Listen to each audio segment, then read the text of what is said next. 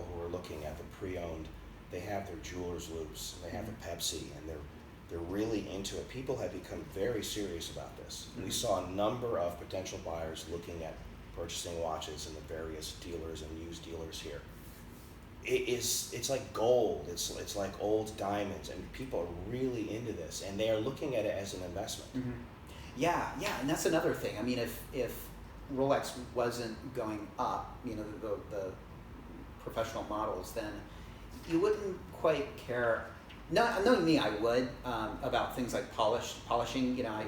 I'm OCD enough that having a virginal piece would matter to me. But it really does matter now, because if you have GMT Master 2 that's not polished and one that is polished, I mean, if you're a collector, you're going to go for the polished one for sure. No matter what the market was doing, if these things were going down, I would still want the virginal pieces because the OCD. But but it's not a request that's like an OCD request anymore. Asking for a polished piece or a non-polished piece, I mean, and checking to see if it's non-polished and really like holding out for the non-polished piece. Really was this polished? This was polished, yeah. This was purchased when I was totally not in the know, and I didn't sort of realize that. I mean, it looked like a nice watch. I bought it like most, probably 95% of watch buyers buy it, which when I say watch buyers, I mean just like the regular customer. They look at it and they think it looks new, good enough.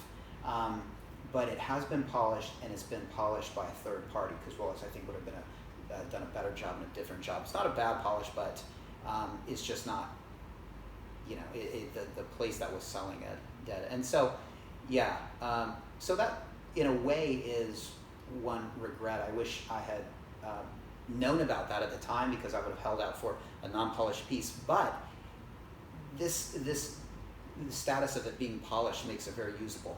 And it does. And I don't really think about it. So that's really what has made this the beater of my Rolexes, because it's already been polished. It's already, is the price going up? Yes, but is this particular piece going to be really, really collectible in, say, 20 years?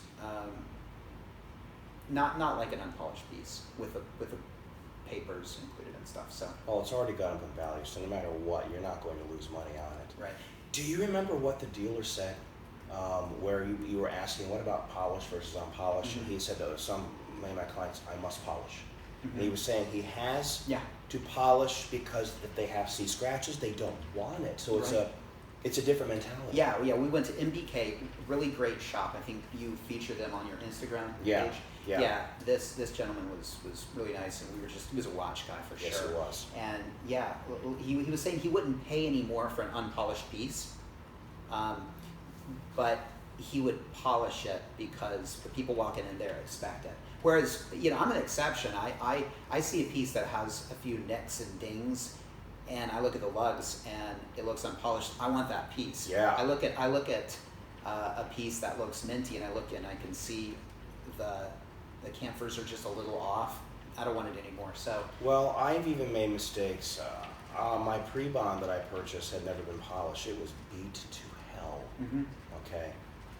And when I had to go in, I said that it needs to be properly serviced, case and bracelet.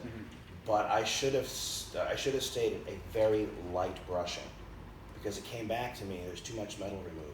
And now that's it. It can never again be polished. It can never again be refinished. It's done.